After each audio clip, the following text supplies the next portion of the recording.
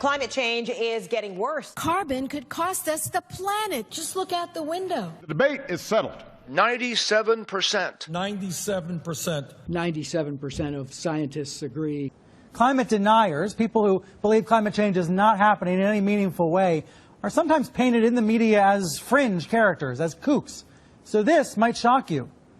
A man who co-founded the Weather Channel thinks climate change is a hoax. His name is John Coleman. Before launching the Weather Channel in the early 1980s, he was the original weatherman on Good Morning America. And after launching the channel, he was also a local weatherman in New York, Chicago, and San Diego. Now he's retired, but his recent open letter saying that climate change is, quote, not valid, got a lot of attention and landed him in prime time on Fox News. So let me bring in John Coleman. He's in San Diego this morning. Thank you for being here.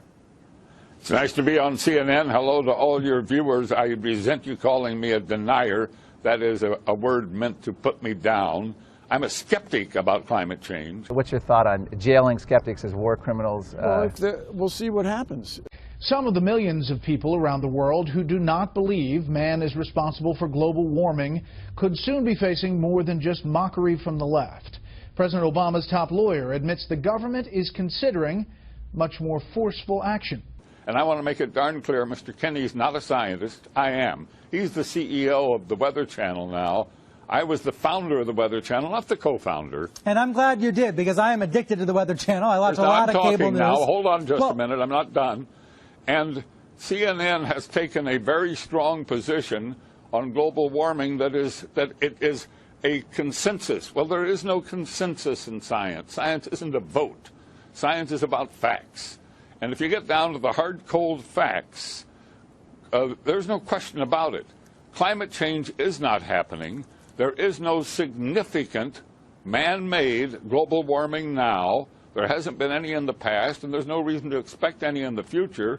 There's a whole lot of baloney, and yes, it has become a big political point of the Democratic Party and part of their platform, and I regret it's become political instead of scientific, but the science is on my side. I don't think we're going to come to a conclusion about the topic right here. What I do wonder, though, is when you see... because you wouldn't allow it to happen on CNN, but I'm happy that I got on the air and got a chance to talk to your viewers. Hello, everybody. There is no global warming. If the water on the planet is going to rise up 10 feet, that means the southern part of the United States is gone. England is gone. Most of Europe is gone. And I can go, most of Central America is gone. Okay. If that's the case, let's just take Florida, for example, which is one of the fastest growing beachfront condominiums on the planet. In the prospectus, when you invest, there should be, in the footnotes, if global warming is for real, they won't put it that way, global warming happens and water rises 10 feet, this investment you made is fuck all. Not one single investment prospectus written since 2000, this century, has alluded to global warming. Not one motherfucker. If it were really true, the banks wouldn't invest. The banks wouldn't finance. Not one motherfucking condominium. So the people that have the money, and I'm jealous of the Vice President, Gore, which Sally and I rode on a plane from South America with a few years ago. I am jealous he came up with a scam before I did. Would you live in a greener lifestyle if you could make money from it? That may be possible if a government proposal for personal carbon emissions allowances is implemented. Under the scheme, everyone in the UK would be allocated an annual carbon allowance. Stored electronically, rather like a supermarket loyalty card, points would be deducted every time we buy or use non-renewable energy. For example, using electricity to power appliances in the home. Or travelling somewhere by plane. Or even buying petrol for your car on the forecourt. Now, any points left over could then be sold back to a central bank. Are you still with us? And people who need more, like motorists who had used their allocations, could then pay for a top-up. Carbon rationing, carbon trading, carbon taxes, cap and trade. Just as the technocrats of old envisioned a new economic order based on energy and governed by the dictates of scientists and engineers, So, too, does this modern form of technocracy envision an economic order in which energy is budgeted, priced, and traded by intergovernmental panels of scientists and the political caste that grows up around these institutions. The Environmental Protection Agency is not a frivolous agency. It is created to regulate carbon dioxide emissions. And I have been saying to the West Virginia Coal Association, which for the most part doesn't believe in climate science. They don't believe there's a climate problem. And I have been saying to them for a number of years that that's wrong. In my judgment, the science is true. The science is unequivocally true. And that there is a price to carbon in their future. I said this a couple of months ago. There's a price to carbon in their future. But I believe that the cap and trade approach is the essential first step, partly because it is the only basis upon which we can envision a truly global agreement, because it's very difficult to imagine a harmonized global tax. A carbon tax, or any other way of putting a carbon price, is actually, from an economic point of view, the most effective and efficient way to do this. Okay, you can regulate and you can do, all kinds of things, but nothing is as strong a market signal to the private sector as a carbon price, whether that be a carbon tax or whether it be a cap and trade, which is what California is doing, or any of the other measures that ultimately give you a carbon price. But that is the simplest, cleanest, most powerful signal. So if that's possible, I'm with you. These measures are sold to the public as a way of penalizing the big oil interests that have spent the last century monopolizing the world's key resources and plundering the earth in the pursuit of profit. What they do not understand, because it has been deliberately obscured, is that it is these very interests that have been instrumental in creating these schemes in the first place. It's my understanding that back in 1997, when you were vice president, Enron's CEO, Ken Lay, was involved in discussions with you at the White House about helping develop this type of policy, this trading scheme. And is that accurate? Is it inaccurate? It's been reported. I don't know, but I met with Ken Lay, as lots of people did, before anybody knew that he was a crook. Right, and clearly you can see why so many of us are concerned about this type of cap-and-trade energy tax that would be literally turning over this country's energy economy. I didn't know him well enough to call him Kenny Boy. Well, but you knew him well enough to help devise this trading scheme.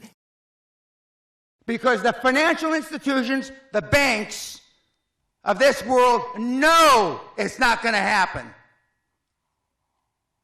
Otherwise, you couldn't get a goddamn loan in London.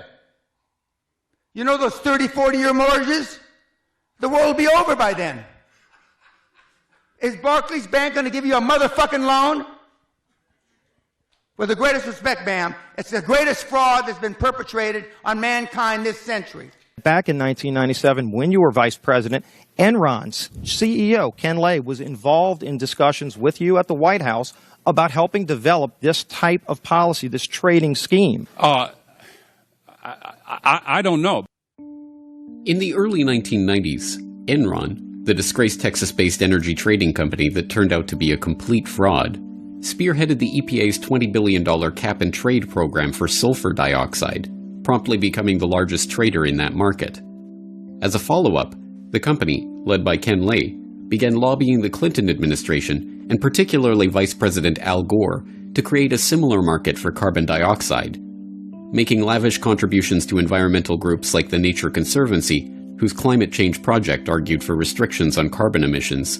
Enron then hired Christopher Horner, a former staffer on Senator Joe Lieberman's Environment Committee, to lobby for an international treaty that would restrict emissions and allow for trading in emission rights. They were joined in this quest by Goldman Sachs, the infamous Wall Street investment bank known today for the revolving door between the firm and the U.S. Treasury, who helped establish the Chicago Climate Exchange as the first North American emissions trading platform. In 2004, Al Gore, who has spent the last 2 decades lobbying for the creation of a carbon trading market, founded Generation Investment Management, an investment management partnership that sells carbon offsets, with David Blood, the CEO of Goldman Sachs Asset Management, who stepped down from his position with Goldman to go into business with Gore. By the end of the decade, Gore was already being hailed as a candidate to become the world's first carbon billionaire. Gore himself is an oligarch. His father, Al Gore Sr., was a close friend of Armand Hammer, the oil tycoon behind Occidental Petroleum. After losing a Senate race in 1970, Gore's father went to work for Hammer at Occidental for $500,000 a year. Over the course of his career, Gore Sr. accumulated hundreds of thousands of dollars worth of Occidental stock, which fell into the hands of the executor of his estate at the time of his death, none other than his son, Al Gore. The Occidental connection does not end there. Discovering zinc ore on their Tennessee estate, Hammer bought the Gore's land and sold it back to them with a claim on the mining rights, complete with a $20,000 annual payment, which also went to Gore after his father's death. In 2013, Gore earned $100 million from the Qatari government on the sale of his current TV venture, and then was surprised when reporters were more interested in discussing his oil money than his new book on the global warming cause. But Gore's story is only an example of a larger phenomenon. In 2006, the United States Climate Action Partnership was formed to create a call for action to cut down on carbon emissions. It drafted the Blueprint for Legislative Action, which became the basis for the American Clean Energy and Security Act, seeking to create an emissions trading regime modeled on the European Union Emission Trading Scheme. And the members of the U.S. Climate Action Partnership?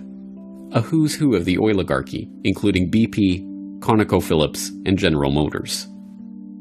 Carbon taxes and carbon trading have proven to be a hard sell for an increasingly wary public, but with the Paris Agreement of 2015, the world saw the biggest step yet towards this technocratic future of energy control and carbon rationing. No surprise, then, that the summit itself was sponsored by and prominently supported by Big Oil. What's your position, and what message would you send to the president? Well, we have been clear in our support of the climate agreement in Paris. We were part of the Oil and Gas Climate Initiative, which is 10 of the big companies in the world who are working towards projects and technologies that are needed. I think we all want to know how the formula will work, but I think the concept of Paris needs to stay in everybody's mind on the issues of we've got to transition the world to a lower carbon forms of energy. I have no doubt it will happen. Yes, I think that what happened in Paris is very, very important. And Mr. Ban Ki-moon underlined that yesterday. That is important not only for the planet, not only for our citizens, not only for our children. It is important for the business. This budget requests $1.1 billion to address climate change. An agency doesn't get money going in front of a congressional committee and say, you know, my issue, it's really not a problem. You ought to give the money to somebody else. No, instead, issues compete with each other for your money. And so you have to scare them. We have to act in this decade. As someone who gets paid to do research, I'm really excited. I'm going to go home and have fun. And so, to summarize, we have much scientific confidence that warming is contributing to sea level rise and other changes. I've lived through 8 environmental apocalypses: the population bomb, acid rain, the ozone hole, global cooling, you name it. Quote, "Is our climate changing? The succession of temperate summers and open winters through several years, culminating last winter in the almost total failure of the ice crop throughout the valley of the Hudson, makes the question pertinent. The older inhabitants tell us that the winters are not as cold now as when they were young, and we have all observed a marked diminution of the average cold even in the last decade." End quote. The New York Times, June 23, 1890. Quote, "America is believed by Weather Bureau scientists to be on the verge of a change of climate, with a return to increasing rains and deeper snows and the colder winters of Grandfather's Day." End quote. Associated Press, December 15, 1934. Quote, Greenland's polar climate has moderated so consistently that communities of hunters have evolved into fishing villages. Sea mammals, vanishing from the west coast, have been replaced by codfish and other fish species in the area's southern waters." End quote. New York Times, August 29th, 1954. Quote, "After a week of discussions on the causes of climate change, an assembly of specialists from several continents seem to have reached unanimous agreement on only one point. It is getting colder." End quote. New York Times, January 30th, 1961. Quote, "Colonel Bernd Balchen, polar explorer and flyer, is circulating a paper among polar specialists proposing that the Arctic pack ice is thinning and that the ocean at the North Pole may become an open sea within a decade or two." End quote. New York Times, February 20th, 1969. Quote, "The United States and the Soviet Union are mounting large-scale investigations to determine why the Arctic climate is becoming more frigid, why parts of the Arctic sea ice have recently become ominously thicker, and whether the extent of that ice cover contributes to the onset of ice ages." End quote. New York Times, July 18th, 1970. Quote, "A poll of climate specialists in 7 countries has found a consensus that there will be no catastrophic changes in the climate by the end of the century. But the specialists were almost equally divided on whether there would be a warming, a cooling, or no change at all." End quote. New York Times, February 18th, 1978. Quote, "New York will probably be like Florida 15 years from now." End quote. St. Louis Post-Dispatch, September 17th, 1989. Quote, "Scientists are warning that some of the Himalayan glaciers could vanish within 10 years because of global warming. A buildup of greenhouse gases is blamed for the meltdown, which could lead to drought and flooding in the region, affecting millions of people." End quote. The Birmingham Post, July 26th, 1999. Etc., etc., etc. The global warming scare has longer legs because it's got more money. That also gives climate alarmists a reason to squash dissent. The climate change deniers suggest there's still a debate over the science. There is not. I bought what they were saying. Judith Curry is a climate scientist at Georgia Tech. She once agreed with the scaremongers. What changed? Well, ClimateGate. Emails reveal a plot among the world's top climate scientists. A group of esteemed scientists were strategizing to squash their opponents.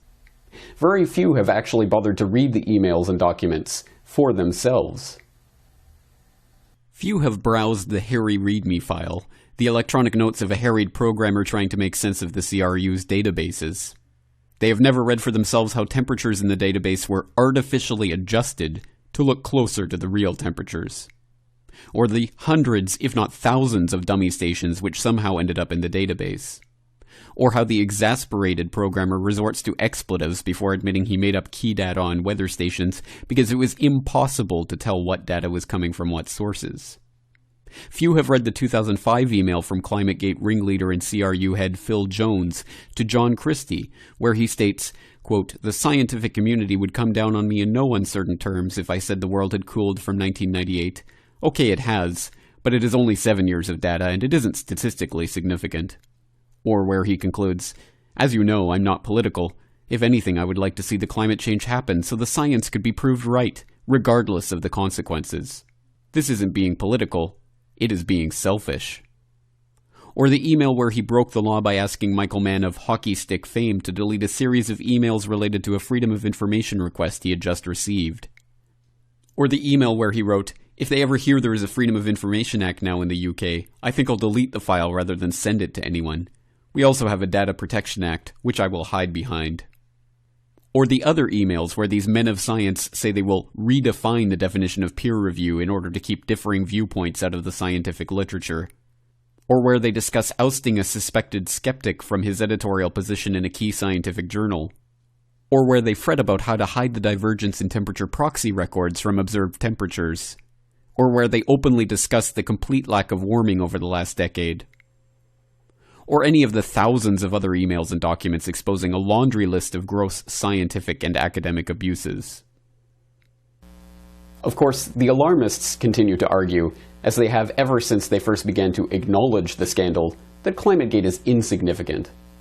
Without addressing any of the issues or the specific emails, they simply point to the independent investigations that they say have vindicated the ClimateGate scientists.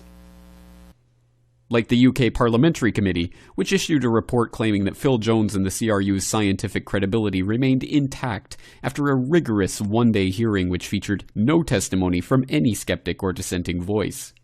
After the release of the report, the committee stressed that the report did not address all of the issues raised by ClimateGate, and Phil Willis, the committee chairman, admitted that the committee had rushed to put out a report before the British election. Or the Oxburgh Inquiry, chaired by Lord Ron Oxburgh, the UK vice chair of Globe International, an NGO-funded climate change legislation lobby group.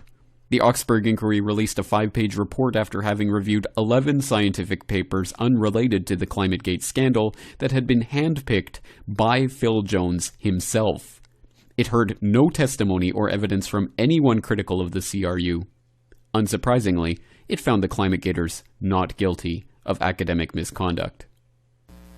Regardless of what one thinks of the veracity or independence of these so-called investigations into the ClimateGate scandal itself, what has followed has been a catastrophic meltdown of the supposedly united front of scientific opinion that man-made CO2 is causing catastrophic global warming.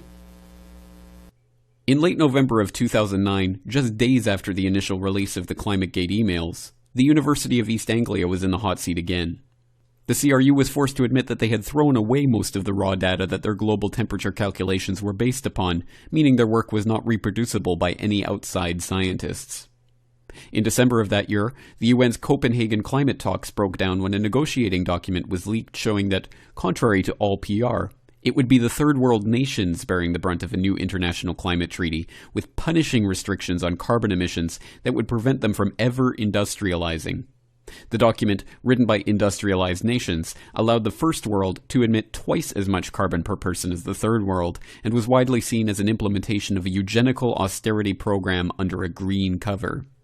This agenda was further exposed by the influential Optimum Population Trust in the UK, which began arguing that same month that rich Westerners offset their carbon footprints by funding programs to stop black people from breeding. In January 2010, it was revealed that a passing comment to a journalist from an Indian climatologist that the Himalayan glaciers could melt within 40 years found its way into the much-touted Intergovernmental Panel on Climate Change's fourth report on climate change via a World Wildlife Fund fundraising pamphlet. When IPCC defenders tried to pass the universally derided prediction off as a legitimate mistake, the coordinating lead author of that section of the report admitted that the IPCC knew that the report was based on baseless speculation in a non-peer-reviewed work, but deliberately included it because we thought that if we can highlight it, it will impact policymakers and politicians and encourage them to take some concrete action.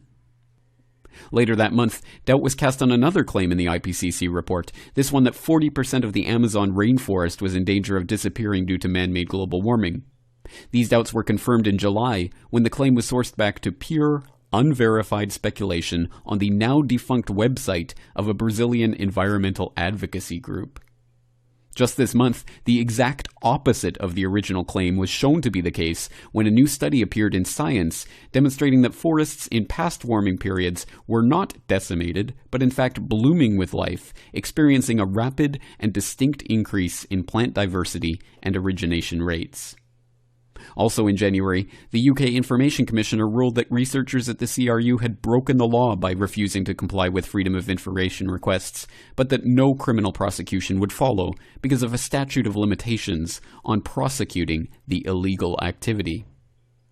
In February, the UK Guardian revealed that a key study co-authored by Phil Jones that purported to show there was no such thing as the well-established urban heat island effect was found to have relied on seriously flawed data. This, according to The Guardian, led to apparent attempts to cover up problems with the temperature data. In September, John Holdren, the man who had previously advocated adding sterilizing agents to the water supply to combat the overpopulation problem, which he thought would ravage the Earth by the year 2000, and who currently is the science czar in the Obama White House, advocated a name change for global warming to climate disruption, further affirming the theory's non-scientific status as an unfalsifiable prediction that anything that ever happens is due to man-made carbon dioxide. Later that month, Britain's prestigious Royal Society rewrote its climate change summary to admit that the science was infused with uncertainties and that it is not possible to determine exactly how much the Earth will warm or exactly how the climate will change in the future. In October, a carbon reduction advocacy group called 1010 released a video to promote its campaign in which those skeptical about participating in the program are literally blown up. I thank the chairman and the ranking members for the opportunity to offer testimony today. Prior to 2009, I felt that supporting the IPCC consensus on climate change was a responsible thing to do.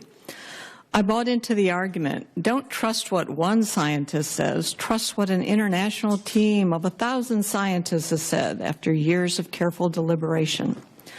That all changed for me in November 2009 following the leaked ClimateGate emails that illustrated the sausage making and even bullying that went into building the consensus. I started speaking out, saying that scientists needed to do better at making the data and supporting information publicly available, being more transparent about how they reach conclusions, doing a better job of assessing uncertainties, and actively engaging with scientists having minority perspectives. The response of my colleagues to this is summed up by the title of a 2010 article in the Scientific American. Climate heretic Judith Curry turns on her colleagues. I came to the growing realization that I had fallen into the trap of groupthink. I had accepted the consensus based on second-order evidence, the assertion that a consensus existed. I began making an independent assessment of topics in climate science that had the most relevance to policy. And what have I concluded from this assessment? Human-caused climate change is a theory in which the basic mechanism is well understood, but whose magnitude is highly uncertain. No one questions that surface temperatures have increased overall since 1880, or that humans are adding carbon dioxide to the atmosphere, or that carbon dioxide and other greenhouse gases have a warming effect on the planet. However, there is considerable uncertainty and disagreement about the most consequential issues, whether the warming has been dominated by human causes versus natural variability, how much the planet will warm in the 21st century, and whether warming is dangerous. The central issue in the scientific debate on climate change is the extent to which the recent and future warming is caused by humans versus natural climate variability. Research effort and funding has focused on understanding human causes of climate change. However, we have been misled in our quest to understand climate change by not paying sufficient attention to natural causes of climate variability, in particular from the sun and from the long-term oscillations in ocean circulations. Why do scientists disagree about climate change? The historical data is sparse and inadequate. There's disagreement about the value of different classes of evidence, notably the value of global climate models. There's disagreement about the appropriate logical framework for linking and assessing the evidence. And scientists disagree over assessments of areas of ambiguity and ignorance. How then and why have climate scientists come to a consensus about a very complex scientific problem that the scientists themselves acknowledge has substantial and fundamental uncertainties? Climate scientists have become entangled in an acrimonious political debate that has polarized the scientific community. As a result of my analyses that challenge IPCC conclusions, I have been called a denier by other climate scientists, and most recently by Senator Sheldon Whitehouse. My motives have been questioned by Representative Grijalva in a recent letter sent to the president of Georgia Tech. There is enormous pressure for climate scientists to conform to the so-called consensus. This pressure comes not only from politicians, but from federal funding agencies, universities, and professional societies, and scientists themselves who are green activists. Reinforcing this consensus are strong monetary, reputational, and authority interests. In this politicized environment, advocating for carbon dioxide emissions reductions is becoming the default, expected position for climate scientists.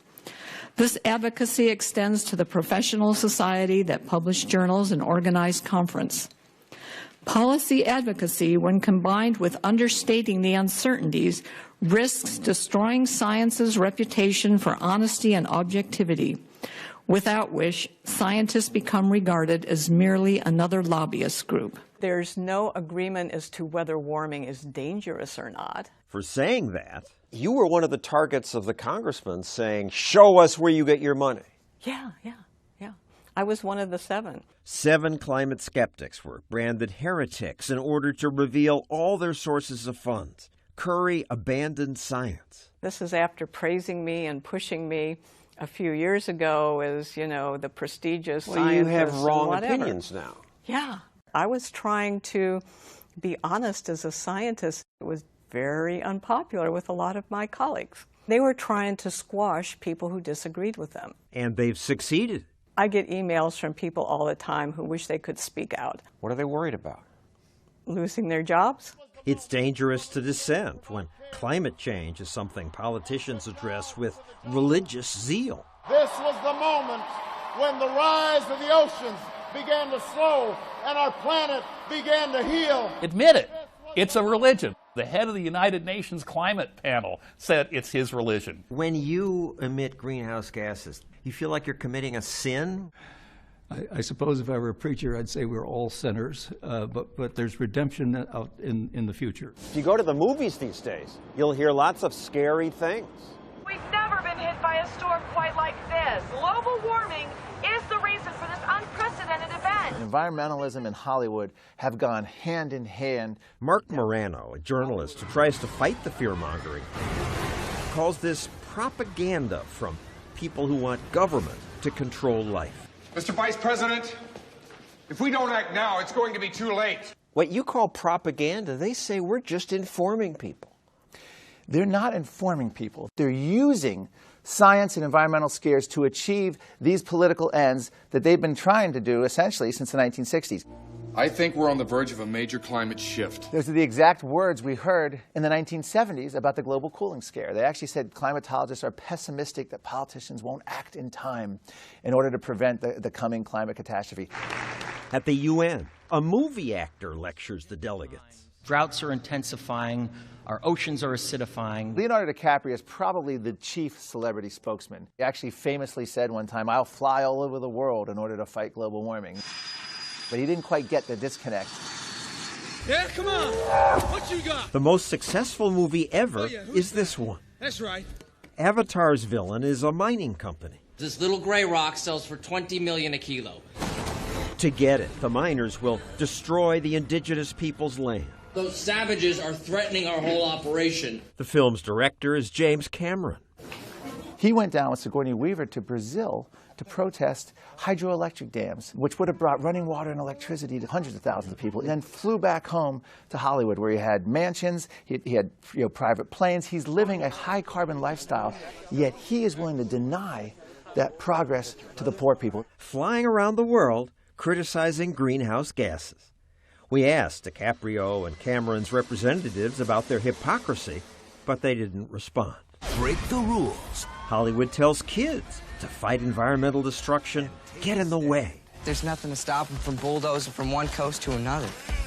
Except for us. You gotta start thinking like an outlaw. You might call this soft-core eco-terrorism porn for children. This was a movie that showed kids going in and ravaging construction sites, all to save endangered species. We gotta stop this construction once and for all. We're the only ones who care. We're the only ones who know. At least this is Hollywood.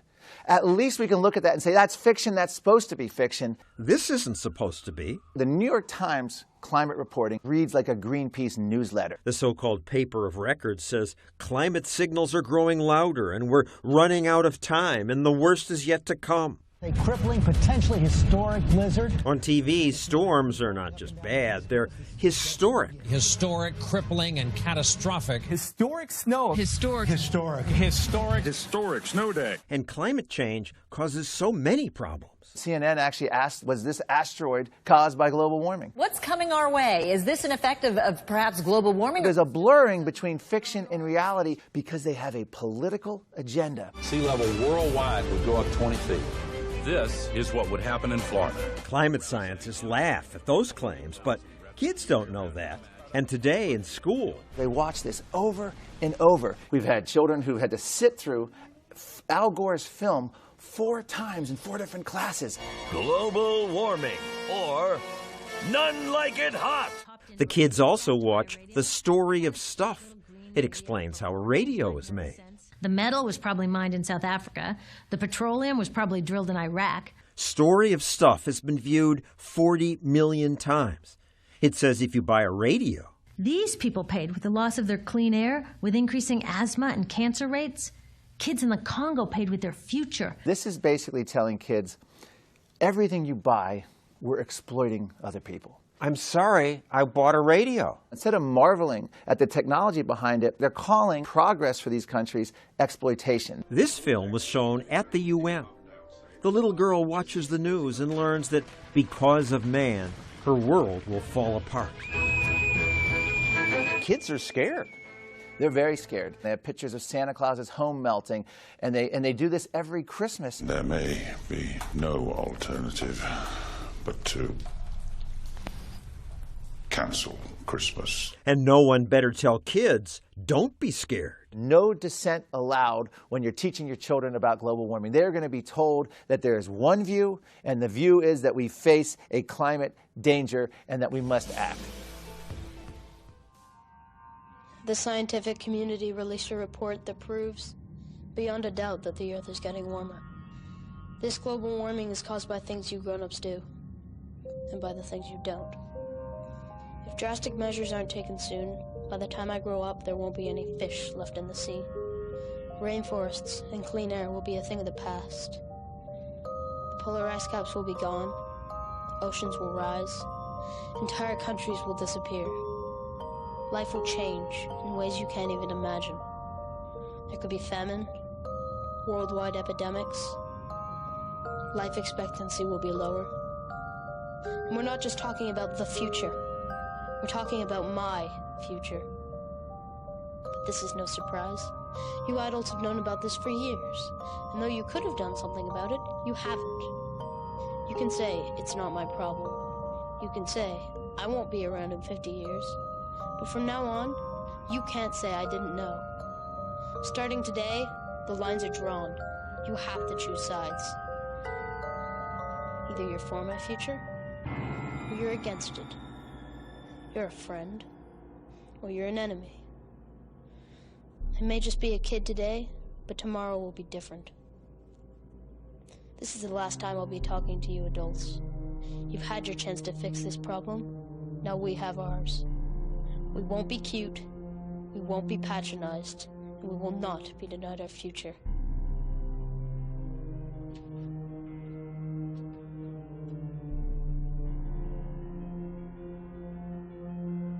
Climate deniers, his word, and energy CEOs belong at The Hague with 3 square meals and a cot with all the other war criminals. What's your thought on jailing skeptics as war criminals? Well, we'll see what happens. Was it appropriate to jail the guys from Enron? Interesting. Okay, right. So we'll see what happens. Was it appropriate to jail people from the cigarette industry who insisted that this addictive product was not addictive and so on?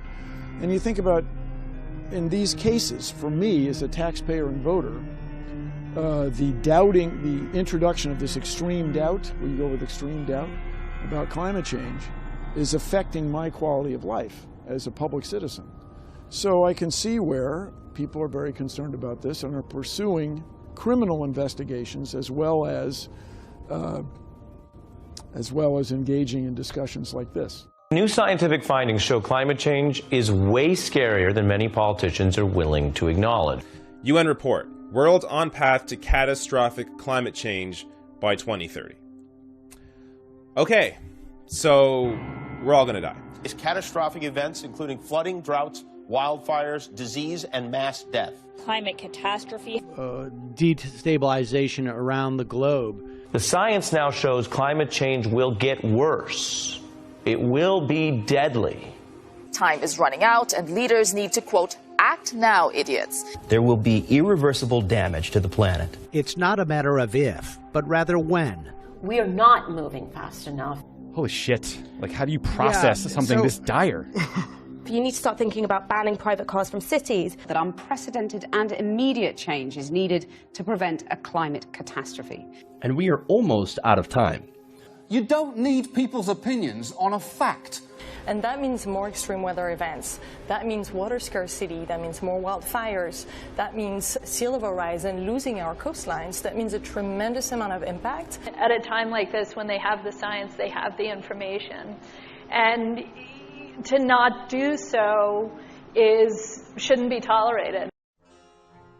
The International Panel on Climate Change, Environment Canada, National Geographic, and many other scientific bodies and publications assert that the average global temperature has risen by 0.6 degrees Celsius since the late 19th century.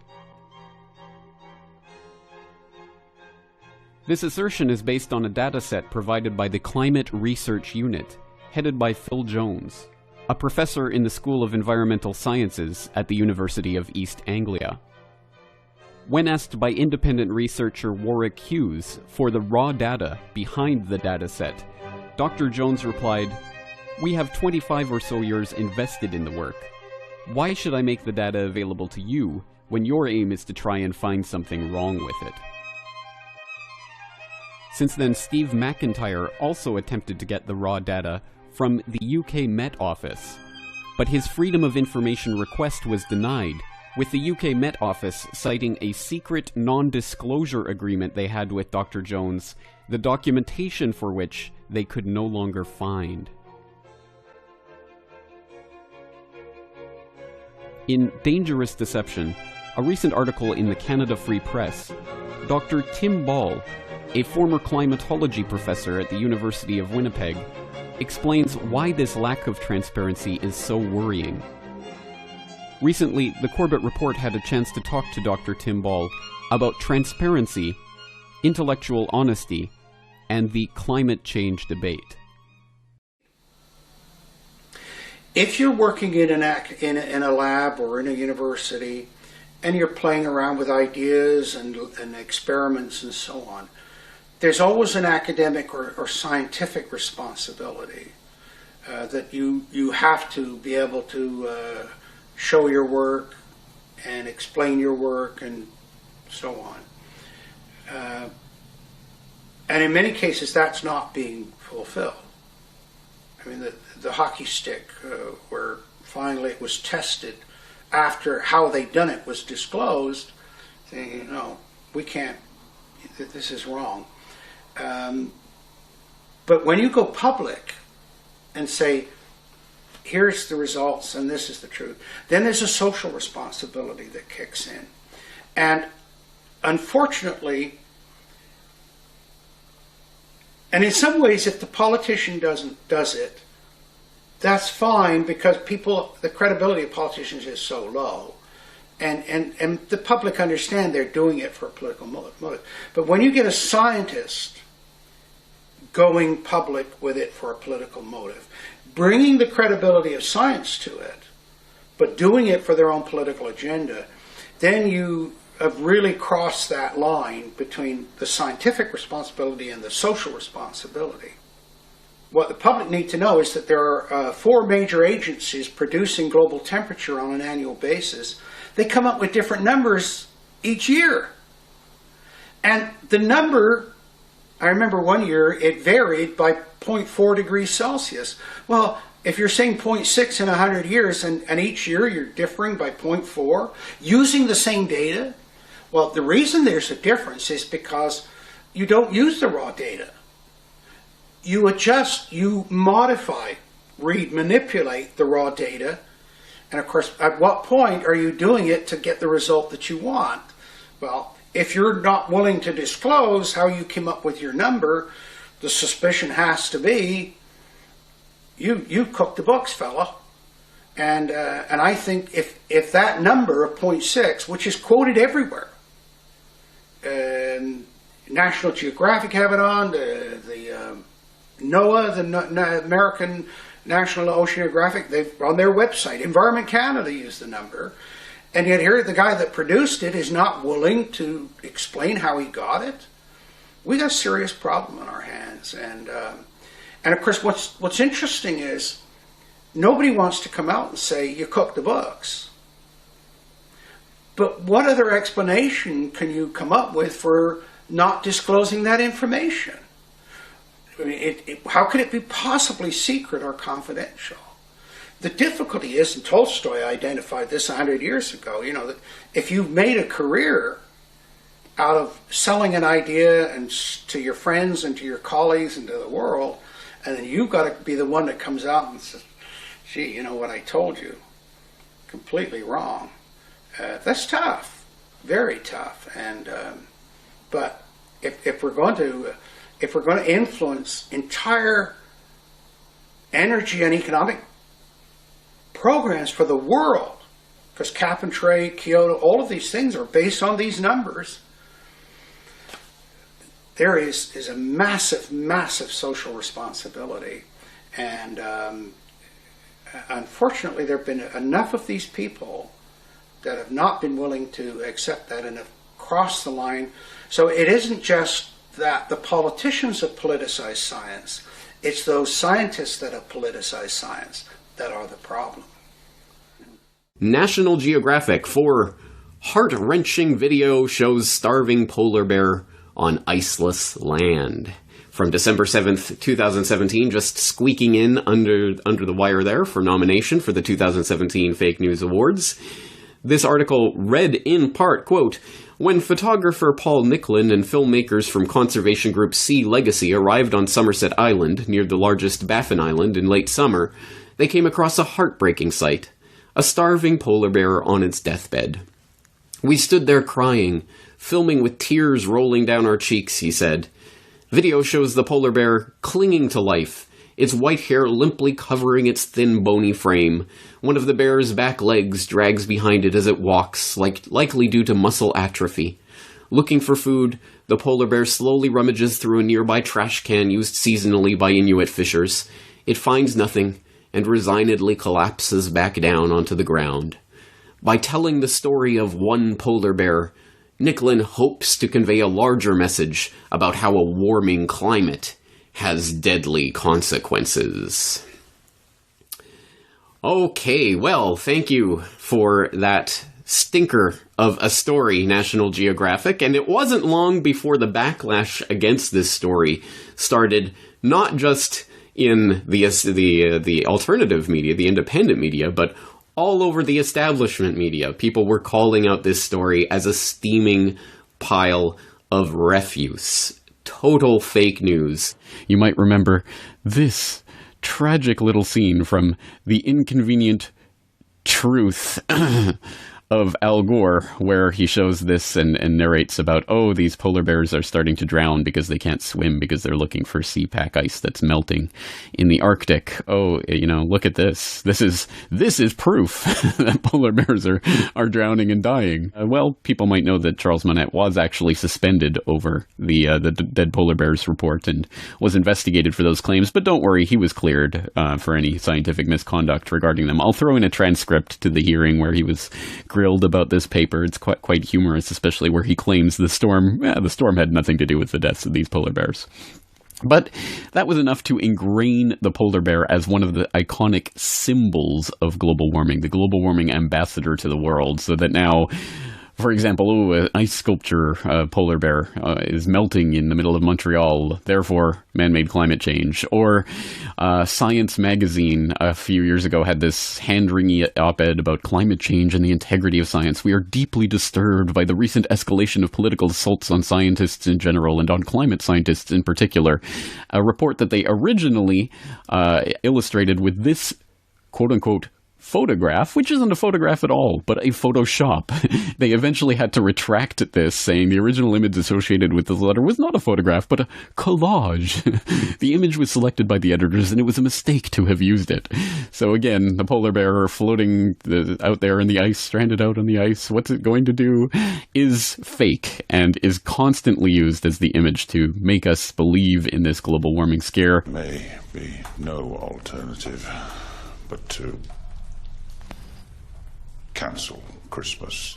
And then there's just garbage nonsense like this with these polar bears, these bloody polar bears falling from the sky in this commercial. And it's even more bizarre. I won't go through all the bloody details of this ridiculous nonsense, but it's even more bizarre when you find out they're not even talking necessarily about polar bears dying because of man-made global warming, but because an average flight produces over 400 kilograms of greenhouse gases for every passenger, which is the weight of an adult polar bear. So I guess this is meant to represent a flight, a flight to Europe, but it just all becomes all tossed up into this salad of confusion and nonsense about the polar bears and, oh, what are they going to do? Ah, yes, and as always, right there at ground zero of the eco-climate scare is the fake news stories about polar bears. So to debunk this nonsense in true fashion, let's go to an actual polar bear scientist. Imagine that. Susan Crockford of polarbearscience.com, who notes with regards to this particular fake news story, quote, "In August, this bear would have been only recently off the sea ice. Since most bears are at their fattest at this time of year, something unusual had to have affected his ability to hunt or feed on the kills he made when other bears around him did not starve and die. It could have been something as simple as being outcompeted for food in the spring by older animals. But if sea ice loss due to man-made global warming had been the culprit, this bear would not have been the only one starving. The landscape would have been littered with carcasses. This was one bear dying a gruesome death, as happens in the wild all the time. There is no suggestion that a necropsy was done to determine cause of death, just like Sterling's bear that supposedly died of climate change. In fact, research done by polar bear specialists that work in the field showed that the most common natural cause of deaths for polar bears is starvation, resulting from one cause or another: too young, too old, injured, sick." Remember these heart-wrenching pictures of a starving polar bear looking for food. National Geographic ran them back in 2017 with a big caption claiming that this is what climate change looks like. The images went viral. The photographers estimate over 2 billion people saw them. On YouTube alone, the video got 1.5 million views, and it also became one of the most viewed videos on National Geographic's websites. But it turns out that the photographer's original caption didn't make an explicit link to climate change. They posted the video saying that this is what starvation looks like. But when National Geographic picked up the material to publish, it skewed the narrative, and it worked.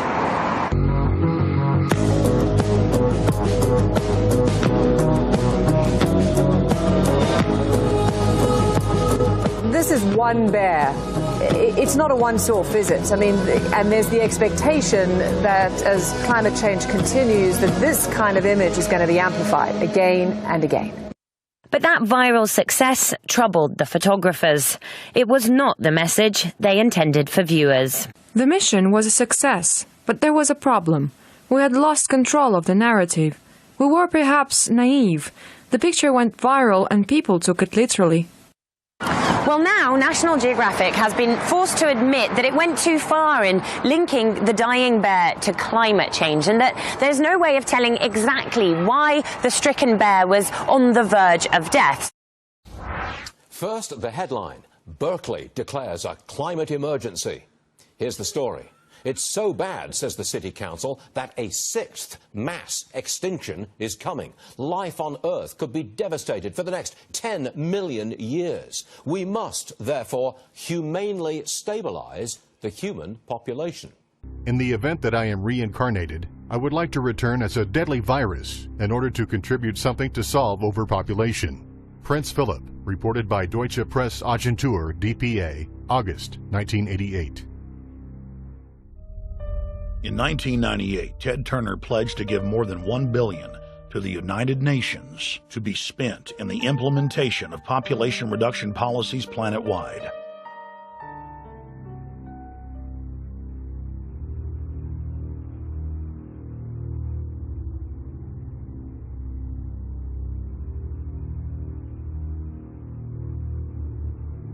In 1999, the Bill and Melinda Gates Foundation gave $2.2 billion to Planned Parenthood, the United Nations Population Fund, and other population reduction groups.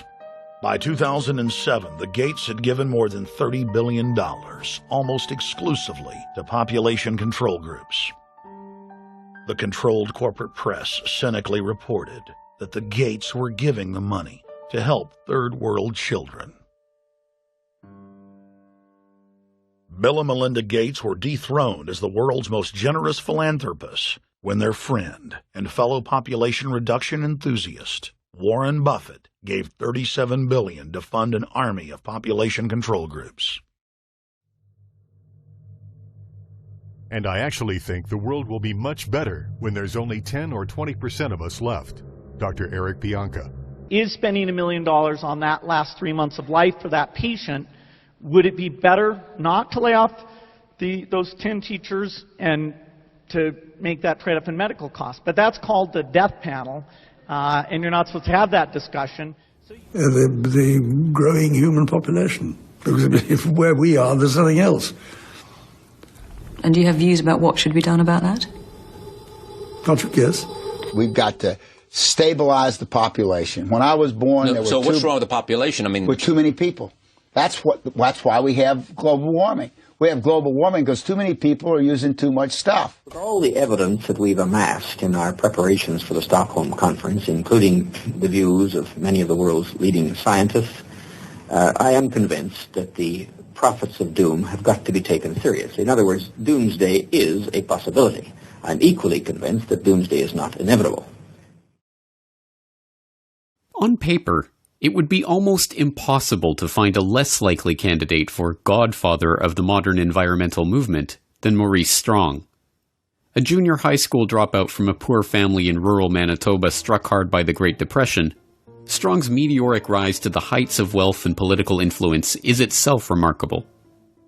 The sheer number of environmental organizations that he founded, conferences he chaired, campaigns he directed, and accolades he received over the course of his career is even more remarkable. Organizer of the Stockholm Environmental Conference, founding director of the United Nations Environment Program, Secretary General of the Rio Earth Summit, founder of the Earth Council and the Earth Charter Movement, chair of the World Resources Institute, commissioner of the World Commission on Environment and Development, and board member of a bewildering array of organizations, from the International Institute for Sustainable Development to the Stockholm Environment Institute to the African American Institute. But perhaps the most remarkable thing about Strong, this ubiquitous figure of the 20th century environmental movement, was his background.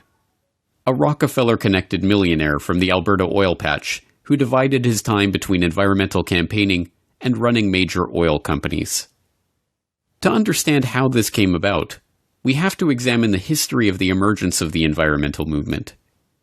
In the post-war period, the desire to control the population put on a new mask, protecting the world from resource depletion, pollution, and ecological catastrophe.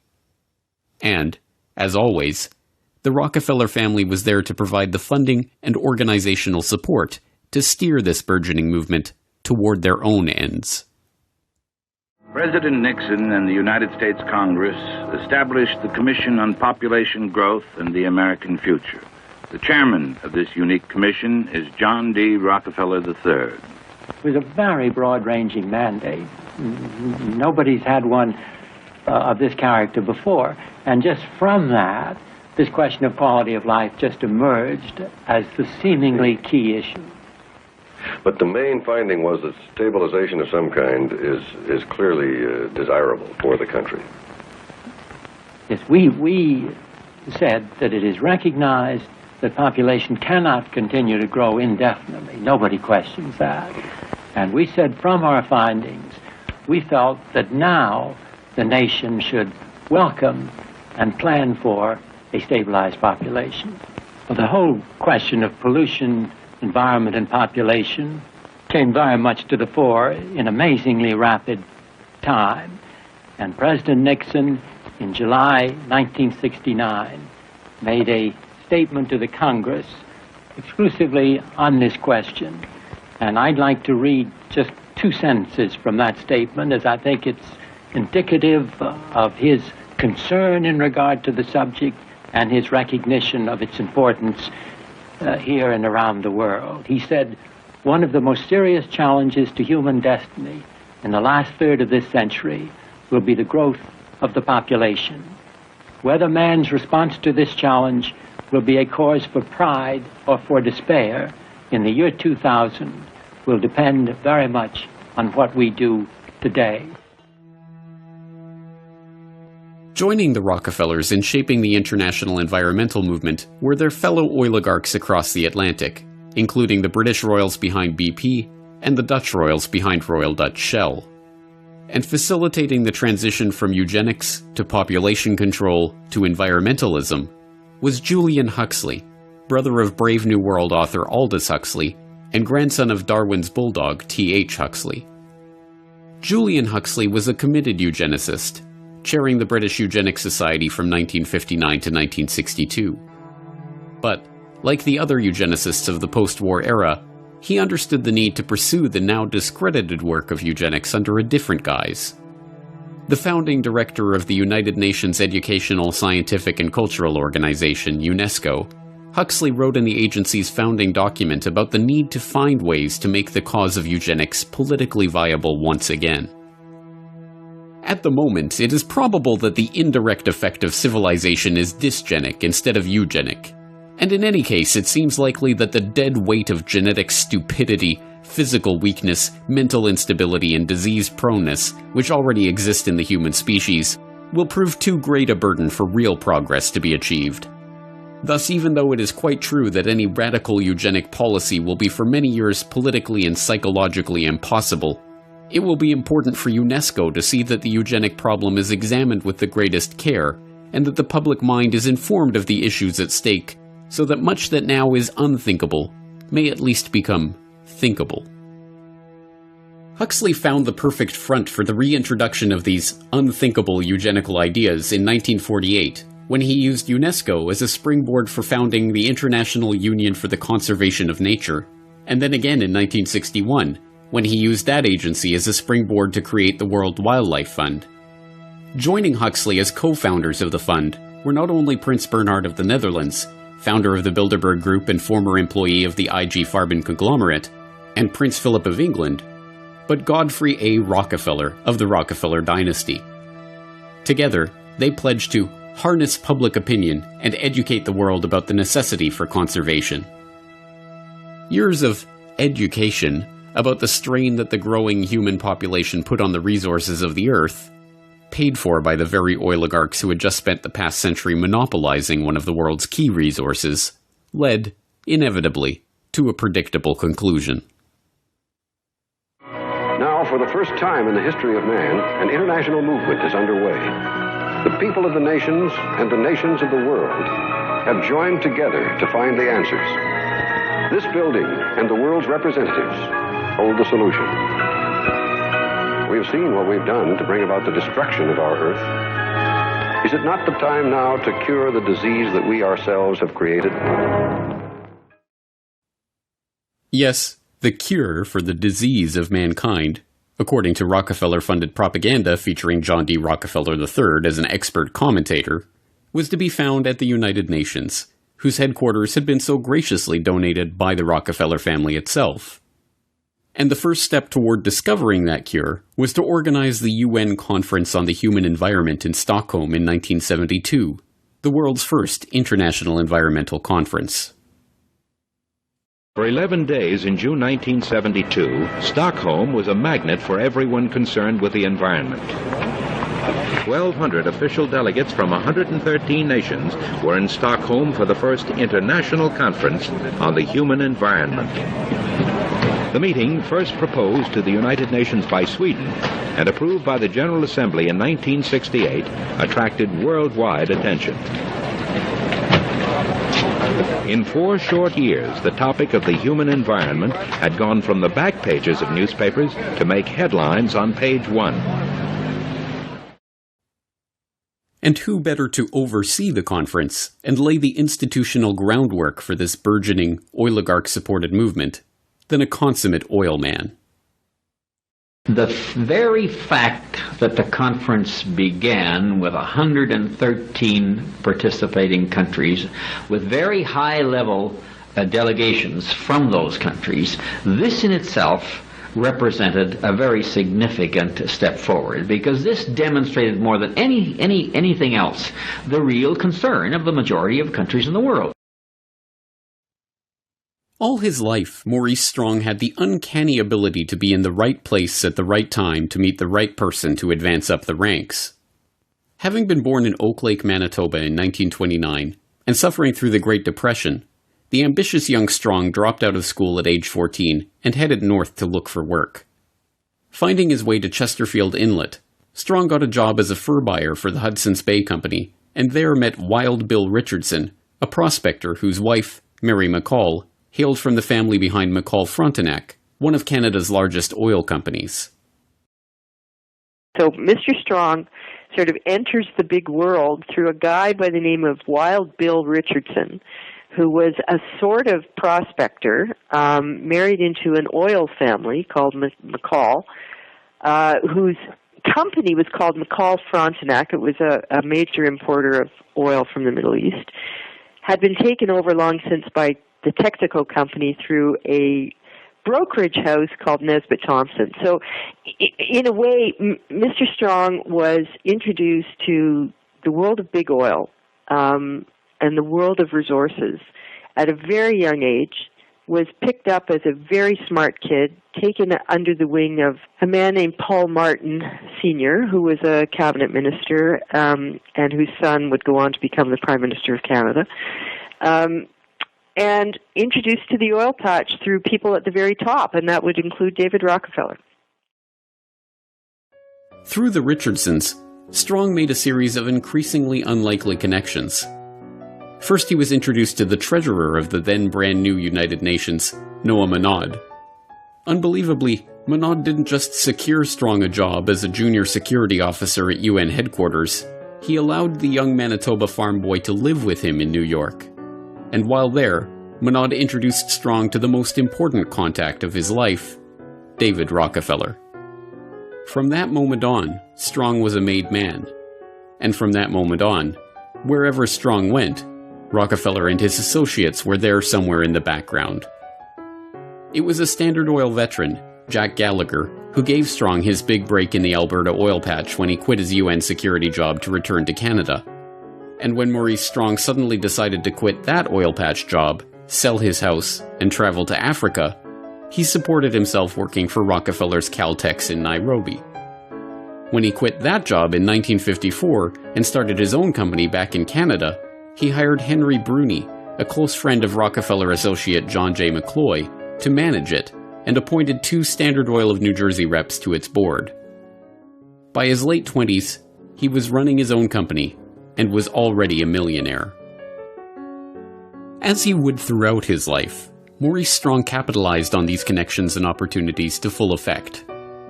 After being chosen to organize the UN Environmental Conference in Stockholm, he was appointed a trustee of the Rockefeller Foundation, which then funded his office for the Stockholm Summit and supplied Carnegie Fellow Barbara Ward and Rockefeller ecologist René Dubos for his team. Strong commissioned them to write Only One Earth, a foundational text in the sustainable development arena that is heavily touted by globalists as a key document for promoting the global management of resources. The 1972 Stockholm Summit is still hailed as a landmark moment in the history of the modern environmental movement, leading not only to the first governmentally administered environmental action plans in Europe, but the creation of an entirely new UN bureaucracy, the United Nations Environment Programme, UNEP.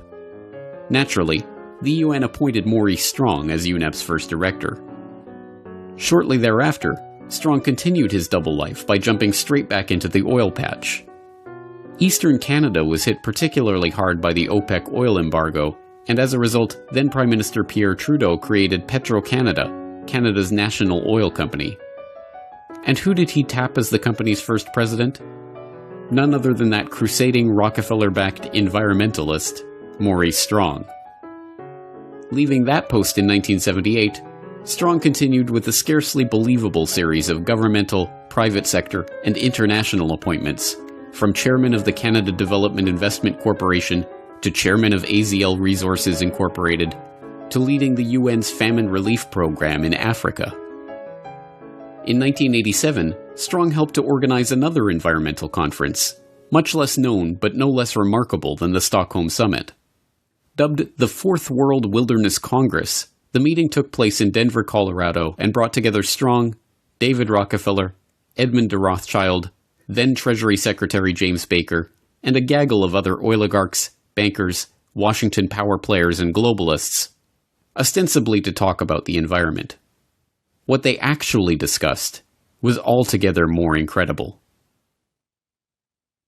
I suggest, therefore, that this be sold not through a democratic process. That would take too long and devour far too much of the funds to educate the cannon fodder, unfortunately, which populates the earth. We have to take almost an elitist program that we can see beyond our swollen bellies and look to the future in time frames and in results which are not easily understood or which can be, with intellectual honesty, be reduced down to some kind of simplistic definition. Those were the words of David Lang, a banker from Montreal who spoke during the conference. And to Lang, the Rockefellers, the Rothschilds, and the other bankers and oligarchs assembled at the meeting, the general population are cannon fodder that unfortunately populates the earth. This candid admission, a perfect encapsulation of the eugenical ideas at the heart of the global conservation movement funded into existence by the oligarchs themselves, was caught on tape by George Hunt, a businessman in Boulder, Colorado, who had volunteered to help the conference as a concerned citizen and came away horrified by what he had witnessed there.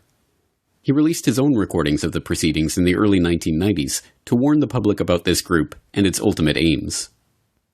Hunt's recording captured the moment when Maurice Strong introduced Baron Edmund de Rothschild, whose father's cousin had sold the Rothschilds' Azerbaijani oil fields to Royal Dutch Shell in 1911, as a pioneer of the environmental movement and a founder of the concept of conservation banking. One of the most important initiatives that is open here for your consideration is that of the conservation banking program. As we mentioned this morning, we have as our chairman, fortunately, the person who really is the source of this very significant concept. He is one of the trustees of the International Wilderness Foundation, which sponsored this meeting. He was at the first of these congresses. So his conversion to the relationship between conservation and economic development has been a pioneering one. So there is no better person. He epitomizes in his own life that positive synthesis between environment, conservation on the one hand, and economics on the other. And I'm just delighted to have this opportunity of introducing to you Edmund de Rothschild.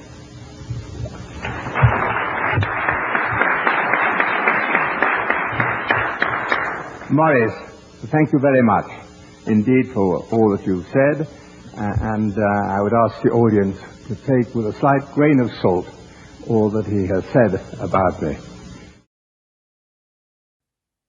The meeting accomplished some important goals for the oligarchs. It led to the creation of wilderness areas, vast expanses of natural terrain from which the public could be largely excluded. These areas were to be designated and overseen by the IUCN, the same body that British Eugenics Society President Julian Huxley used as a springboard to creating the World Wildlife Fund. Another important goal of the conference was Rothschild's proposal for the creation of a so-called World Conservation Bank that would operate at a supranational level and coordinate finance for development projects around the world. The meetings now of the new concept of an international conservation banking program involves all sectors of the human community, governmental and intergovernmental agencies, the public and private agencies, large charitable foundations, as well as ordinary individuals worldwide. By thinking forward as to how to reach out to the public at large, to every corporate entity throughout the world, to put aside, hopefully tax-free, a part of their profits to fund our ecological and environmental protection.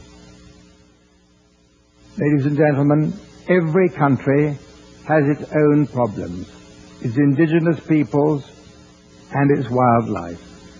This International Conservation Bank must know no frontiers, no boundaries. This World Conservation Bank was forwarded and eventually realized at Maurice Strong's next major conference, the one which was to serve as the crowning achievement of his unlikely career as environmental crusader, and which still remains one of the touchstones of the environmental movement, the 1992 Earth Summit in Rio de Janeiro. In June 1992, the world met in Rio to discuss the fate of planet Earth. In this largest summit and very first Earth Summit ever held, representatives from 166 countries, 130 heads of state, and 15,000 non-governmental organizations came together with the hopes of deciding specific agreements that would balance environmental preservation with economic needs. And my gratitude to Secretary General Maurice Strong for his tireless work in bringing this Earth Summit together. This is truly an historic gathering. There are those who say that economic growth and environmental protection cannot be compatible. The world is our garden, and together we must cultivate it. This week at Rio, we have made a start. Beyond Rio, we must continue to carry it through. We cannot be complacent unless the agreements reached here are accompanied by real commitments to significant change. Change, of course, indeed, for the human species. In my view, Your Excellencies, we simply are headed for a moment in the 21st century where the condition of our species may become terminal. As useful as the Fourth World Wilderness Congress had been in advancing the agenda of Maurice Strong and the oligarchs, that was only setting the stage for the Earth Summit in Rio. At the Earth Summit, Edmund de Rothschild got his World Conservation Bank. Dubbed the Global Environment Facility and launched at the summit itself, it serves as the funding mechanism for 5 different UN conventions and provides billions of dollars worth of financing to environmental and development projects around the world. Its 18 implementing partners include the Rockefeller-funded Food and Agricultural Organization, the Huxley-founded International Union for the Conservation of Nature, the Maurice Strong-created United Nations Environment Program, and the Prince Bernhard, Prince Philip, Godfrey Rockefeller-founded World Wildlife Fund. One of the Global Environment Facility's specialties are debt-for-nature swaps, where third world countries are given debt relief in return for opening their land up for environmental development projects. The projects come with transaction costs of up to 5%, paid to the contractors who manage and direct the investments, not the locals, who, like the Aborigines of Palawan Island, are kicked off their land and effectively wiped off the face of the map. The Earth Summit also gave rise to the United Nations Framework Convention on Climate Change, the body to which the Intergovernmental Panel on Climate Change delivers its reports. Generally thought to be neutral, non-governmental bodies relying only on science and evidence, the UNFCCC and the IPCC are handcuffed by the terms that Strong set out for them to deliver only one conclusion: that humanity is to blame for climate change. When they set up the Intergovernmental Panel on Climate Change, Maurice Strong, who we should talk a lot about, he wrote the terms of reference. And the first term of reference was the definition of climate change. And he limited it deliberately to only human causes of climate change. And, of course, that effectively eliminated all the natural causes, natural variability, which is why you see them not looking at things like the sun and a whole bunch of other issues. And of course, he then limited it even further in another term of reference that he set it up into 3 working groups. There was the technical group, working group 1, which wrote the science report. And that was 600 of the 2,500 people. The other 1,900 were in working groups 2 and 3. Now, they were inconsequential because they had to accept the findings of working group 1, which were already limited by their terms of reference. So whatever their finding was, working groups 2 and 3 then said, okay, you telling us it's going to warm, we accept that as fact. We now look at the implications of that. And that's where you hear all these stories about, the ice is going to melt, the sea level is going to rise. So really, the majority of the report by 1,900 scientists is accepting without question the finding of the first group. Now, Strong, it really restricted it even more because they came out and said, look, this report is not to be used for policy. But then they set up the summary for policymakers, the absolute contradiction of that. And the summary for policymakers is written by a completely separate group. And then they write it independent of the science report. The science report's finished and set aside. The summary for policymakers is written and given out to the media. But the rules, the terms of reference that Strong wrote said that the summary for policymakers goes back to the science report people and says, make sure your science report agrees with what we've put in the summary. Another product of the Earth Summit in Rio was the Earth Charter, a quasi-religious document that Mikhail Gorbachev, who helped draft the text along with Maurice Strong, referred to as a replacement for the Ten Commandments, and which sought to usher in an era of Gaia worship and global responsibility, declaring that fundamental changes are needed in our values, institutions, and ways of living. The document then counsels that we must create a world of shared responsibility to the Earth community, before concluding, in order to build a sustainable global community, the nations of the world must renew their commitment to the United Nations, fulfill their obligations under existing international agreements, and support the implementation of Earth Charter principles with an international, legally binding instrument on environment and development. Well, the Earth Charter was one of the byproducts, ultimately, of the first Earth Summit. I published the Earth Charter in the appendix of my book, Technocracy Rising, the Trojan Horse of Global Transformation, just so people could see this with their own eyes, what it says. It was a document that was like a compact with the world. It was a very religious, humanistic document that tried to unify the world into a single concept of globalization. And it was a very defined document that was signed off. The history goes back before that, but it was finally signed off by I don't know how many, just almost all the nations at the United Nations.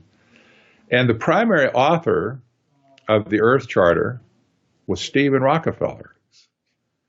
And so the Rockefellers understood early on that, no, it's not just the economic system, and it's not just necessarily the political control system. We also have to factor in a religious belief that we can use to get people to believe what we're doing is for their good.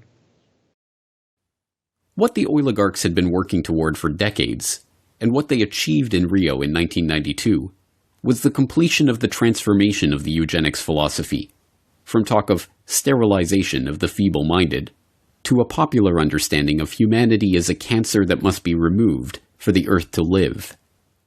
Now, the duty was to reduce carbon footprints and reduce the population in the name of saving the planet. But wrapped in this new vocabulary, and coming with a trendy, pervasive, and well-funded advertising campaign, the end result sounded remarkably similar to the eugenics of old. A new study from Lund University in Sweden says the single best way to cut your carbon footprint, assuming you want to, is simply to refuse to reproduce. Deleting some humans from existence, they say, saves far more carbon than, I don't know, being vegetarian, riding a bike to work, not boarding an airplane. There is a study that says, well, actually, if we reduce global fertility by half a child per woman, that you could maybe do that. It would go a long way. It would reduce like a big chunk, a fifth to a quarter of all carbon emissions needed to avoid that tipping point. So should we have policies that penalize people for having extra kids in the developed world? So I do think that we should at least consider it. Well, at least consider it is like do it. In the push to reduce global warming, children, according to some, are the new culprits. A think tank in the UK says too many kids are what's making the planet worse, saying large families, anything over 2 children really, should be frowned upon as an environmental no-no. And, without the public even noticing it, the oligarchs were able to wrap themselves in this new flag to appear not as the billionaire scions of the oil industry who made their vast fortunes by plundering the earth and monopolizing its wealth, but as crusading environmentalists who are going to save the planet from the cannon fodder that unfortunately populates the earth. The negative impact of population growth on all of our planetary ecosystems is becoming appallingly evident. So we have been members of the IPCC. We have authored many of their papers. We have peer-reviewed all their papers. So we have been engaged in the understanding of the evolution of our understanding of climate change for decades. At Saudi Aramco, we strive to continually reduce the environmental impact of our operations, from oil well to consumer, and our support for the Oil and Gas Climate Initiative that strives to be a catalyst for practical action on climate change through collaboration on technology and best practices. We have a common reason. We care about environment. We think that together we can do better. We have the competencies, we have the strength, we have the tools to do good things in this field. Technology that will be developed through this investment fund of $1 billion will help us in the long term to reduce emissions. We want to build an ecosystem of innovation on this issue, working together. Putting our forces together, we can bring pragmatic and concrete solutions. And even today, the masses, outraged over the carnage that big oil has wrought, are content to have that outrage directed by the very oligarchs they seek to oppose. The same oligarchs who are quietly funding and supporting their environmental movement from behind the scenes, and even leading it from the front. The Rockefeller family made headlines by divesting from oil completely in 2016. The Rockefellers, heir to an oil fortune that made the family name a symbol of American wealth, believe they're doing their namesake proud by getting out of oil. Fund director Stephen Hines spoke reverently of oil tycoon John D. Rockefeller in a statement. "We are quite convinced that if he were alive today, as an astute businessman looking out to the future, he would be moving out of fossil fuels and investing in clean, renewable energy." David Rothschild is one of the photogenic leading lights of the environmental movement.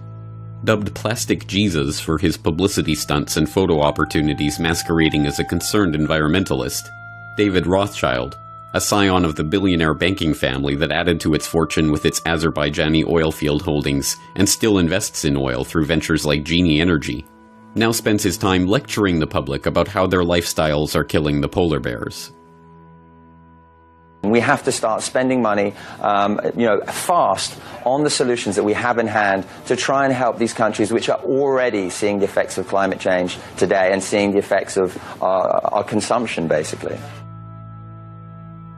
Prince Charles is outspoken on the subject of global warming, warning his loyal subjects that unless they tighten their belts and live more humble lives, they will bring about the end of the world. Ladies and gentlemen, the battle against climate change is surely the most defining and pivotal challenge of our times. We cannot ignore the symptoms and should act now to restore the health of the planet before it is too late. This, of course, will require an unprecedented transformation of our communities, societies and lifestyles, all predicated on the move to a low-carbon and circular economy. the groundwork has been laid for what these oligarchs call the post-carbon era. It is no longer about oil. It never was. It is about control. Beginning in 1983, the United Nations asked the World Commission on Environment and Development, also called the Brundtland Commission, to propose long-term strategies for achieving sustainable development by the year 2000 and beyond. By 1987, in the name of preserving the food supply and clean water, sustainable development was introduced.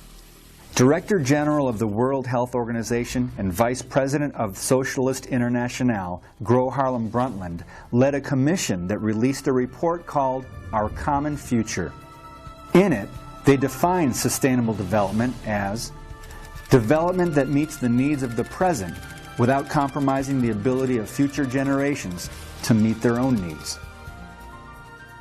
It sounds like something we can all support. After all, who doesn't want to preserve the land for future generations so they can have clean water and plant and reap their harvests? As sustainable development took shape, other issues within the UN progressed.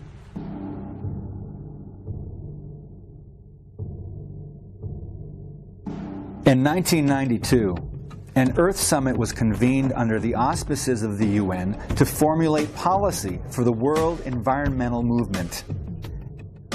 At the summit, they issued a report entitled Agenda 21. The number 21 stands for the 21st century. In his opening speech, the General Secretary of the summit, Maurice Strong, who is also a member of the Brundtland Commission, said, "Current lifestyles and consumption patterns of the affluent middle class, involving high meat intake, use of fossil fuels, appliances, home and work air conditioning, and suburban housing, are not sustainable." It sounds as if sustainable development is taking on an agenda that can possibly curtail one's eating habits, the ability to drive using any type of vehicle, and even limiting one's ability to own a home in the suburbs. What are their true intentions? At the conclusion of the Earth Summit, in the euphoria of the moment, Agenda 21 was signed by 178 world leaders, including President George H.W. Bush.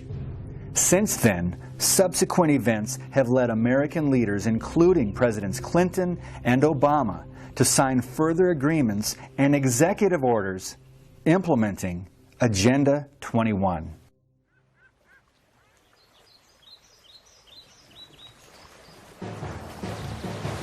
Environmental activist and attorney Daniel Sitars states, Agenda 21 proposes an array of actions which are intended to be implemented by every person on Earth.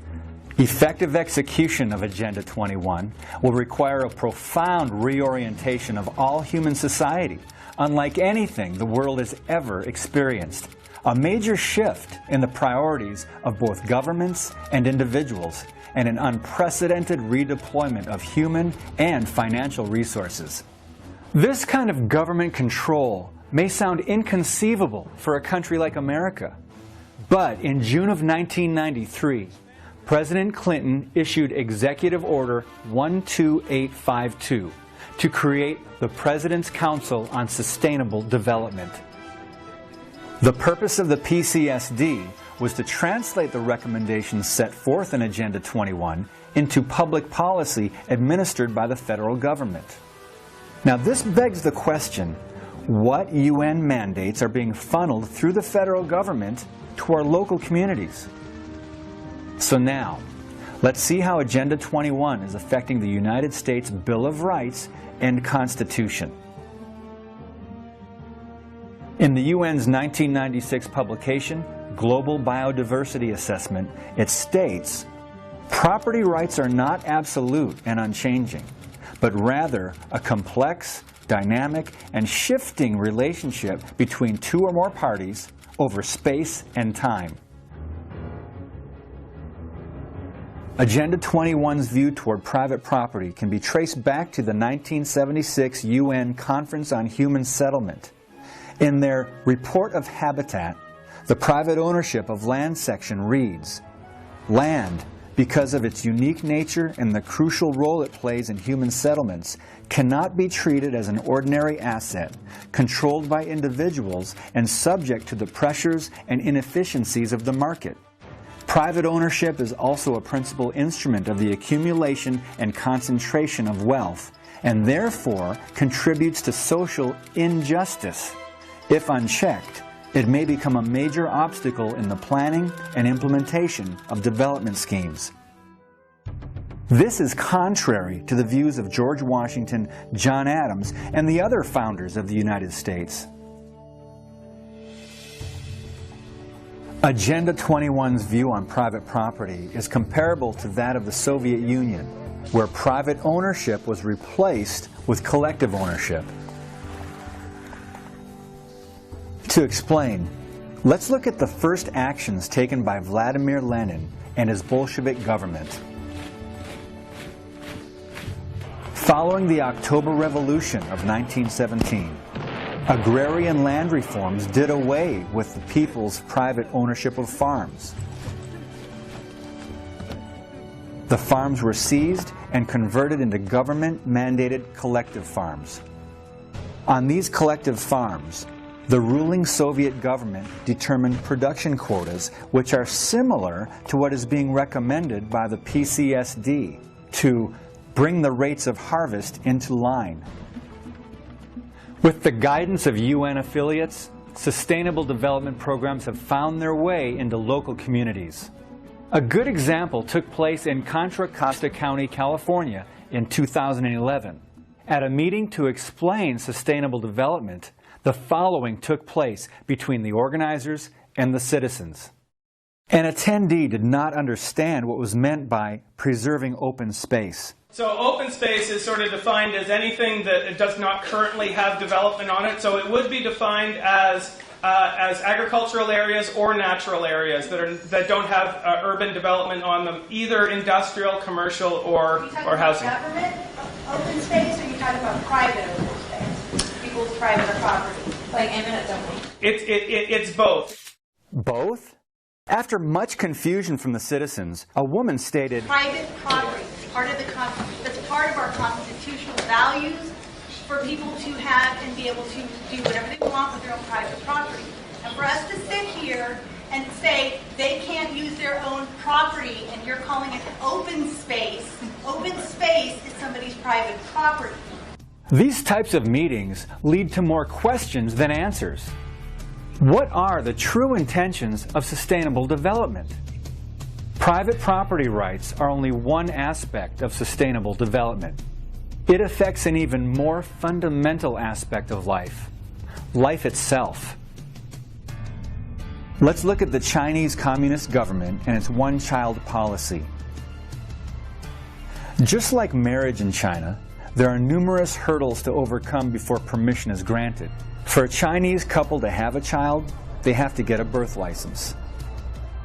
In order for the couple to get a license, they have to go through a procedure that runs through local Communist Party functionaries.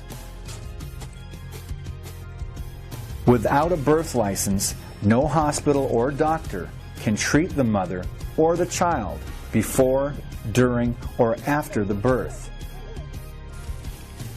The Chinese are required to inform the authorities of any illegal birth. In short, the Chinese government is in complete control.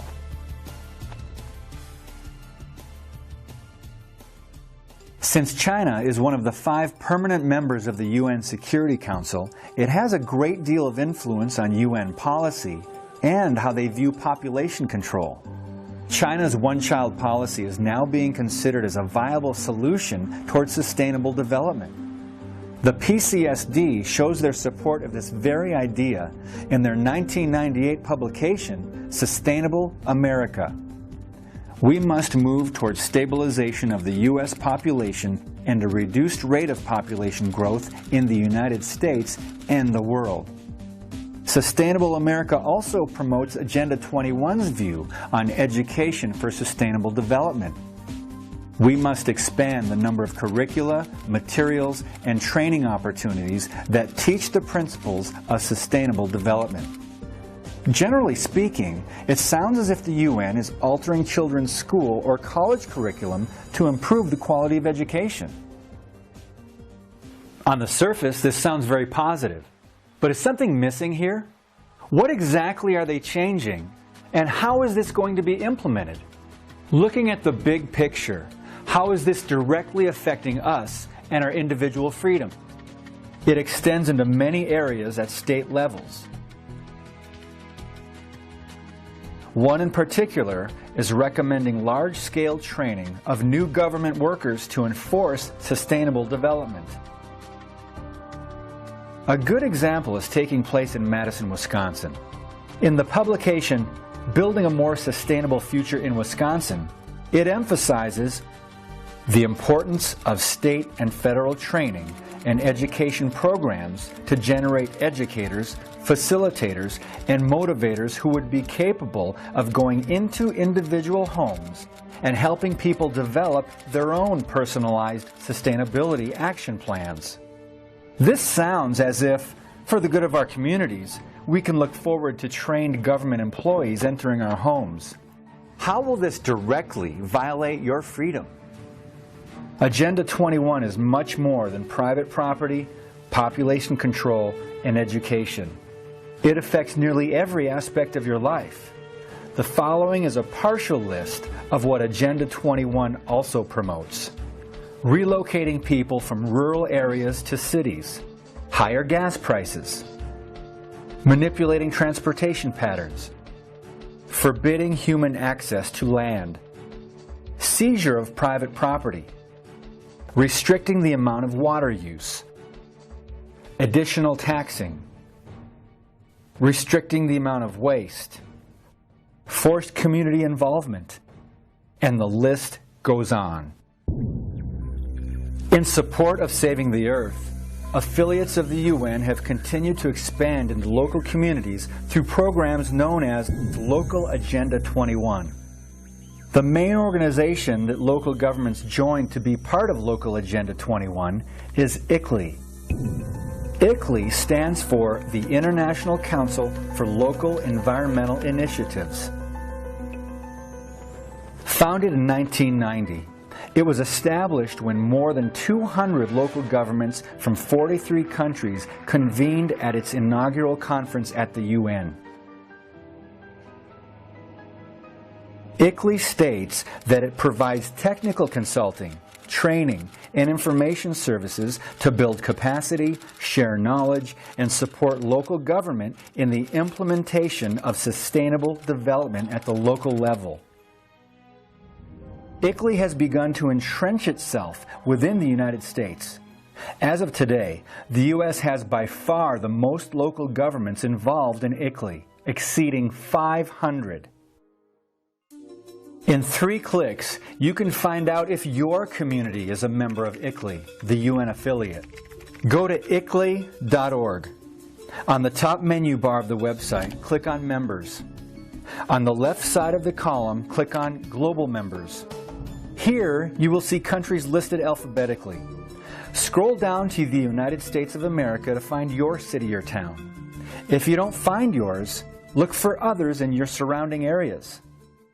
Now, to verify that ICLEI is part of the United Nations, do the same as before. Go to eclei.org. On the top menu bar of the website, click on Program. Scroll down and click Agenda 21. Upon clicking on Agenda 21, you'll be redirected to the official UN webpage for the United Nations Local Agenda 21. Right, just want to check on that 10-10 thing. Had some brilliant ideas from lots of you, how the firm can cut down emissions by 10%. Just quick show of hands, everyone who wants to get involved. Great, that's nearly everybody. And yeah, just for the record, no pressure. Those who aren't quite convinced about it yet. Cool, it's no problem. Your choice. Okay, so those of you planning something here or at home should probably get working on it. Oh, gorgeous. Those of you who aren't...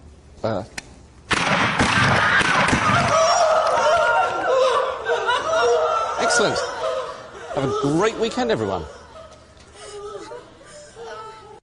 You're a friend, or you're an enemy. I may just be a kid today, but tomorrow will be different. This is the last time I'll be talking to you adults. You've had your chance to fix this problem. Now we have ours. We won't be cute, we won't be patronized, and we will not be denied our future.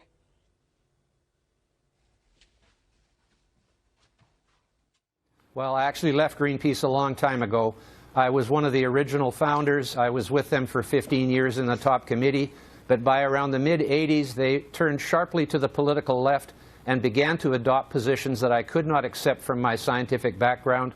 I have a PhD in ecology, and I am very well versed in all the biology subjects, as well as climate change. And I just had to come out and express what I have been studying for the last 25 years, that there is actually no scientific proof. It's not really about evidence so much. It's more about an actual scientific proof that humans are the main cause of the slight warming that has happened in this world over the last 100 years or so. In fact, the world started warming back after the Little Ice Age about 250 years ago. And the climate change panel of the United Nations is saying since 1950, we have been the main cause of warming of the Earth. Yet during the first half of the 20th century, there was a warming period about identical to the warming period that occurred in the last half, and they're not claiming that we caused that. They're not really saying what they think caused that. So there is simply no logic to saying that we know for certain. That's why they use the term likely. Actually, they say extremely likely, which is no really different than saying likely. It's just their opinion.